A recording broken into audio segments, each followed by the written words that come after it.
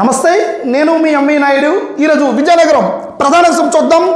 సొంత ఇంటి కళ 8 ఏళ్లుగా కలగానే మిగిలిపోయింది. ఉమ్మడి జిల్లాలోని టిట్కో లబ్ధిదారుల పరిస్థితి అగమ్య గోచరంగా మారింది. పట్టణాల్లోనూ పేద మధ్య తరగతి కుటుంబాలకు సొంత ఇంటి కళ నెరవేర్చేందుకే 2017లో తెదేపా ప్రభుత్వం టిట్కో గృహ నిర్మాణాలకు శ్రీకారం చుట్టింది. 3 కేటగిరీలలో లబ్ధిదారులను ఎంపిక చేశారు. దాదాపు గృహాలు పూర్తవుతుండగా ఎన్నికలు వచ్చాయి. వైకాపా అధికారంలోకి వచ్చింది. 2022 నాటికి పూర్తి చేసి అందిస్తామన్న హామీ గాలికి వదిలేసింది. పునాదుల స్థాయి దాటని ఇల్లు ఆపింది. కొన్నింటిని రద్దు చేసింది. కొన్ని చోట్ల రివర్స్ టెండర్కి వెళ్ళింది.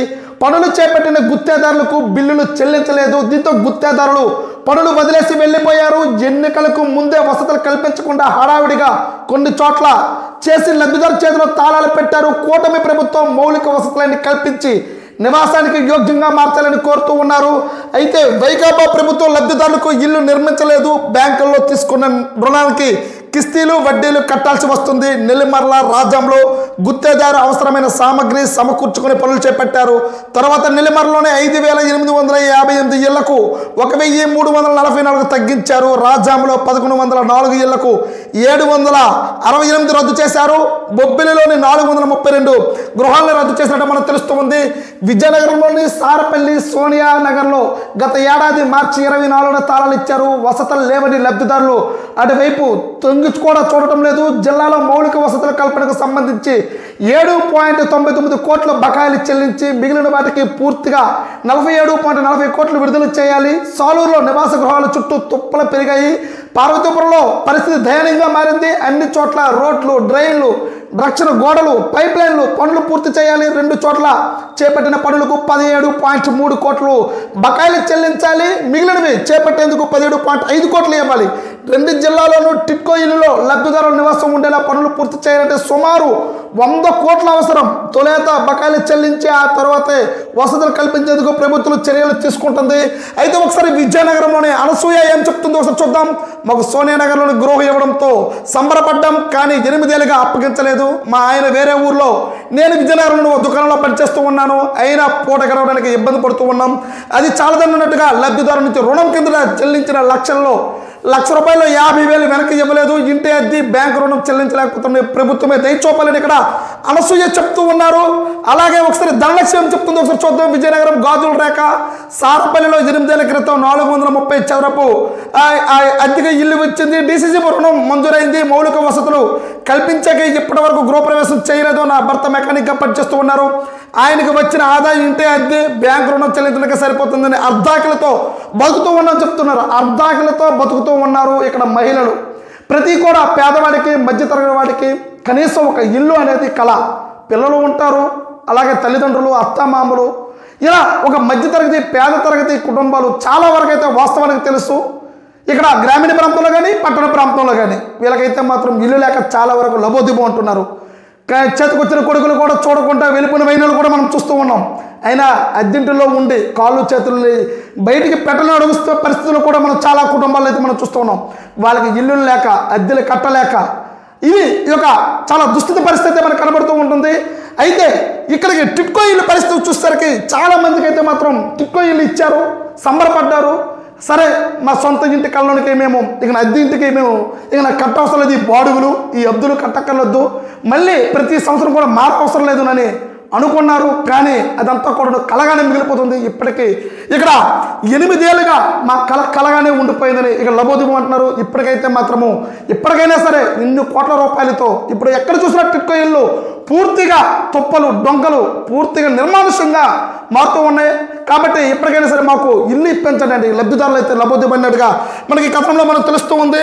అలాగే ఒకసారి విజయనగరం చీపురుపల్లిలో ఒక ప్రధాన విషయం చూద్దాం. నేలవాలిన అరటి, బొప్పాయి. జిల్లాలో గత 2 రోజులుగా ఈదురుగాలుతో కూడిన వర్షం కారణంగా అరటి, బొప్పాయి పంట నేలవాలింది. కోత దశలో నేలపోల కాలంతో రైతులు బాధ పన్నెనైతాం మనం చూస్తూనే ఉన్నాం. ఈదురుగాలితో చీపురుపల్లి మండలంలో గొల్లపల్లిలో పడిపోయిన అరటి తోట చూస్తూ ఉన్నాం. జిల్లాలోని 5 మండలాల్లో ప్రాథమిక అంచనాల ప్రకారం 12.50 హెక్టార్లో అరటి, బొప్పాయి పంటలకు నష్టం వాటిల్లింది. వీటిలో పోస్పట్ రేఖ, చీపురుపల్లి, గరివిడి, గంట్యాడ, బాడంగి మండలాల్లో 10.10 హెక్టార్లో అరటికి, చీపురుపల్లి, గరివిడి మండలంలో 2.40 హెక్టార్లో బొప్పాయి దెబ్బతిన్నట్లు ఉద్యాన శాఖలు ప్రాథమికంగా గుర్తించారు. చిపురిపల్లి మండలంలో గొల్లపల్లిలో పిన్నెటి సూర్యబాబు 4 ఎకరాల్లో 5 లక్షల రూపాయలతో అరటి సాగు చేశారు. పెట్టుబడులు 3 లక్షల ఆదాయం వచ్చేదని ఇప్పుడు గాలులకు నష్టపోయినట్లు అబద్ధమంటున్నాడు. 2.5 ఎకరాల్లో 2.50 లక్షలతో అరటి సాగు చేశానని ఎదురుగాలితో అంత నేల కొరిగిందని గొల్లపల్లిలో రైతు శ్రీరాములు చెప్తూ ఉన్నారు. ఎప్పుడు చూసినా సరే రైతు అన్నకైతే మాత్రం ఎప్పుడు గట్టి దెబ్బగానే తగులుతూ ఉంటుంది. ఒకేసారి ఎదురుగాలి రావడం అకాల వర్షాల కారణంతో ఇక్కడ అరటి బొప్పాయి మొత్తం కూడా రైతు అన్న అయితే మాత్రం చాలా ఇబ్బంది పడి నాశనం అయిపోయినట్టుగా ఇక్కడ మనం చూస్తున్నాం. మమ్మల్ని ఆదుకోండి, ప్రభుత్వమే మమ్మల్ని ఆదుకోవాలన్నట్టుగా రైతన్న ఆవేదన ఇక్కడ వ్యక్తం చేస్తున్నట్టు తెలుస్తూ ఉంది. అలాగే బొబ్బిలి ఒక ప్రధాన విషయం చూద్దాం. వస్తారా ఇస్తారా, పరిశ్రమ పెట్టకుంటే భూములు ఇచ్చేయండి, 147 ఎకరాల స్వాధీనానికి చర్యలు. బొబ్బిలిలో అతి పెద్ద పారిశ్రామిక వాడలో భూమి చూపించండి, పరిశ్రమ పెడతామని అడిగితే కేటాయించారు. ఏళ్ళు గడుస్తున్న ఊసేలేని యజమానులకు ఏపీఐఏసీ అధికారులకు నోటీసులు ఇచ్చి భూములను స్వాధీనం చేసుకుంటున్నారు. వాటిని ఔత్సాకులు కేటాయించేందుకే కూటమి ప్రభుత్వం అడుగులు వేస్తూ ఉంది.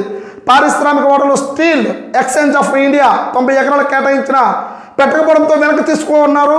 మినీ పరిశ్రమలకు ఏర్పాటుకు కేటాయించిన 53 ఎకరాల్లో రద్దు చేశారు. మరో 20 మందికి నోటీసులు జారీ చేశారు. సంతృప్తికరమైన సమాధానం రాకుంటే మరో 50 ఎకరాలు వెనక్కి తీసుకొని వారు చెల్లించిన ధరను వెనక్కి ఇవ్వనున్నారు అనేది మనకు తెలుస్తూ ఉంది. ప్రాసెసింగ్ చేసేలా వ్యవసాయ ఆధారిత పరిశ్రమల ఏర్పాటుకు ప్రణాళికలు సిద్ధం చేస్తూ ఉన్నారు. జిల్లాలో మామిడి, జీడి మామిడి, జామ, బొప్పాయి వంటి పంటలు విస్తృతంగా ఉన్నాయి. ఇతర ప్రాంతాలకు వీటిని ఎగుమతి చేస్తూ ఉన్నారు. పంట ఎక్కువైతే రైతులు నష్టపోతున్న సందర్భాలు ఉన్నాయి. ఫుడ్ ప్రాసెసింగ్ యూనిట్లు ఏర్పాటు చేస్తే రైతులకు లాభసాటిగా ఉంటుందని భావిస్తూ ఉన్నారు. అలాగే సడలింపు అవసరమే. బొబ్బిలి వాడకు కేంద్ర ప్రభుత్వం నుంచి ప్రత్యేక గుర్తింపు లేదు. పరిశ్రమ ఏర్పాటుకు ప్రజాభిప్రాయకరణ విధిగా ఉండాలి. ఇది ప్రయాసగా మారుతూ ఉంది. ఈ విషయంలో యాజమాన్యాలు ఒత్తిడి గురవుతూ ఉన్నాయి. ఈ విధంగా మార్పు రావాలి. దీనికి తోడు ఢిల్లీ నుంచి పర్యావరణ అనుమతులు తెచ్చుకోవాల్సి వస్తుంది. స్థలాల్లో ధరల్లో రాయితీలు కల్పించాలి. వాడకు రైళ్లు లైన్స్ అనుసంధానం చేస్తే ముందుకు వచ్చే అవకాశం ఉంది. ఇటీవల సోలార్ రసాయన యూనిట్ల ఏర్పాటుకు కొంతమంది స్థలాలు కావాలని ముందుకొచ్చారు. వారిని ప్రోత్సహిస్తూ ఉన్నాం. ఇటీవల కొన్ని సంస్థలకు చెందిన స్థలాలను రద్దు చేశామంటూ మురళీమోహన్ ఏపీఐఏసీ జోనల్ ప్రబంధకుడు అయితే చెప్తూ ఉన్నారు. అయితే మనం చూస్తూ ఉన్నాం ఎంఈఓ సంస్థకు 10 నెలల కిందట కేటాయించిన స్థలం అయితే మనం చూస్తూ ఉన్నాం. పెడతారా బొబ్బుల్లో పారిశ్రామిక వాడలో పెట్టని కంపెనీలు, లేదా మీ లీజ్ అయితే రద్దు చేస్తున్నాం, ఖచ్చితంగా ప్రభుత్వ భూమి అయితే వెనక్కి తీసుకుంటామని ఇక్కడ చాలా సీరియస్ అవుతూ ఉంది. ఎందుకంటే ఇక్కడ వేల లక్షల ఎకరాల్లో అయితే మాత్రం అంతా కూడా ఎక్కడ పెడితే అక్కడ రాష్ట్రంలో ఇప్పటివరకు అయితే మాత్రము ప్రభుత్వ భూమిని పారిశ్రామిక వాడంగా తీర్చిదిద్దాలని కూటమి ప్రభుత్వం తీసుకుంటుంది. అందులో ప్రధానంగా బొబ్బులు అయితే మాత్రం పారిశ్రామిక వాడగా ఇక్కడ గ్రోత్ సెంటర్లు అయితే మాత్రం చాలా వరకు అయితే మాత్రం ప్రభుత్వం భూమి ఇచ్చింది. కానీ లోన్లు తీసుకున్నారు. కనీసం సంస్థలు అయితే నిర్మించారు. తర్వాత ఎవరు కూడా ఇక్కడ నడిపే పరిస్థితి లేదు. కానీ ఇలాంటి పరిస్థితి వస్తే మాత్రం ఖచ్చితంగా మీ లీజు రద్దు చేసి మొత్తం కూడా వెనక్కి తీసుకుంటామన్నట్టుగా ఇక్కడ మనకు తెలుస్తూ ఉంటుంది. అయితే ఇందులో ప్రధానంగా అయితే మాత్రం చెప్తూ ఉన్నారు. అయితే పెడితే పరిశ్రమలు పెట్టండి, లేకపోతే ప్రభుత్వానికి ఇవ్వండి. కొత్త ఉత్సాహకులకు చాలామంది యువకులు వస్తూ ఉన్నారు. వాళ్ళకి మేము ముందుంచి పారదర్శకంగా ఉంటామని ఇక్కడ తెలుస్తూ ఉన్నట్టుగా మనకు తెలుస్తూ ఉంది. అలాగే విజయనగరంలో వైద్య విభాగం ఒకసారి చూద్దాం. కాటేస్తుంది, కాటికి పంపించేస్తుంది, చీకట్లో దాక్కుంటుంది, మురుగులో వ్యాపిస్తుంది, అదును దొరికితే ప్రతాపం చూపిస్తుంది దోమ. ఇది మనుషుల రక్తం పీల్చేయడమే కాదు, ప్రాణాలను తీస్తుంది. ఉమ్మడి జిల్లాలో డెంగ్యూ కేసులు అధికంగా నమోదవుతూ ఉన్నాయి. తొలుత జ్వరంతో ప్రారంభమై అంతర్గత రక్తస్రావం జరిగి చివరికి ప్రాణాలు పోతూ ఉన్నాయి. పరిసరాలు పరిశుభ్రంగా లేకపోయినా నీటి నిల్వ ఉన్న ఈ దోమ పుట్టేందుకు ఆస్కారం ఇచ్చినట్లే నేడు డెంగ్యూ నివారణ దినంగా సందర్భంగా చూస్తూ ఉన్నాం. డెంగీ దోమ రెచ్చిపోతుంది. గతంలో ఎన్నడూ లేని విధంగా ఉమ్మడి జిల్లాలో కేసులు నమోదవుతూ ఉన్నాయి. లోపించిన పారిశుద్ధ్యం దీనికి ప్రధాన కారణం. కొంతమంది ప్రైవేటు ఆసుపత్రులన్నీ ఆశ్రయించి జోబులు ఖాళీ చేసుకుంటున్నారు.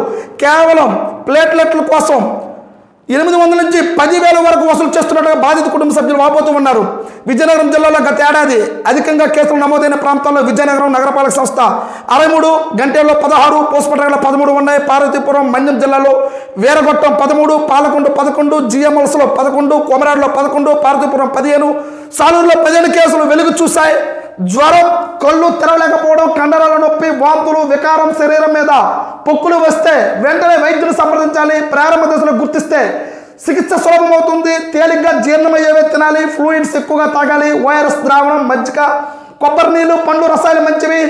ఏడిఎస్ ఈజిప్ట్ దోమ సుమారు 400 మీటర్ల వరకు ప్రయాణం చేసి కనీసం 6గురినైనా కుట్టి వారి రక్తంతో కడుపు నింపుకుంటుంది. ప్రతి శుక్రవారం డ్రైడే పాటించాలి. డాక్టర్ ఎన్టీఆర్ వైద్య సేవా ట్రస్ట్లో దీనికి చికిత్స ఉంది. ఏఎన్ఎం ఆరోగ్య కార్యకర్తలు ఆశాలు క్షేత్రస్థాయిలో డెంగ్యూ నివారణకు పాటుపడుతున్నారని డిఎంహెచ్ఓ జీవనారాయణ చెప్తూ ఉన్నారు. విజయనగరం సర్వజన ఆసుపత్రిలో ఓపీ వద్ద రోగులు మనం చూస్తూ ఉన్నాం. ఖాళీ కొబ్బరికాయలు, బొండాలు, పాత టైర్లు, ఎయిర్ కూలర్లు, శీతలీకరణ యంత్రాలు, నీటి తొట్టి, పనికిరాని వస్తువుల్లో నీరు నిల్వ లేకుండా చూసుకోవాలి. నీరు నిల్వ ఉన్న పాత్రలపై మూతలు పెట్టాలి. దోమలు తెరలు వాడాలి. ఇంటి పరిసరాలు వారానికి ఒకసారి శుభ్రం చేసుకోవాలి. అయితే మనం చూస్తూ ఉన్నాం, దోమ అయితే మాత్రం చాలా ప్రమాదకరంగా మారుతుంది. ఇప్పటికైతే మాత్రం బెంబలిస్తుంది ఉమ్మడి విజయనగరం జిల్లాలో. అయితే పారిశుద్ధ్యం లోపించినా దానితో పాటు ప్రభుత్వం ఎంత శ్రద్ధ తీసుకున్నప్పుడు కూడా మన ఇంటి శ్రద్ధ కూడా తీసుకోవాలి. ప్రతి ఒక్కరు కూడా అప్రమత్తంగా ఉండాలి. లేకపోతే మాత్రము చాలా అనారోగ్యానికి గురయ్యి మరణ శాసనం వరకు కూడా తీసుకువెళ్ళిపోతుంది. కాబట్టి మనం తీసుకోవాల్సిన ఆరోగ్యాలు మనం తీసుకోవాలి. అలాగే అధికారులు కూడా అప్రమత్తం అవ్వాలని దిశ నిర్దేశం చేస్తున్నట్టుగా మనకు తెలుస్తూ ఉంది. చూస్తూ ఉండండి ఎంఈ న్యూస్. నేను మీ ఎంఈ నాయుడు.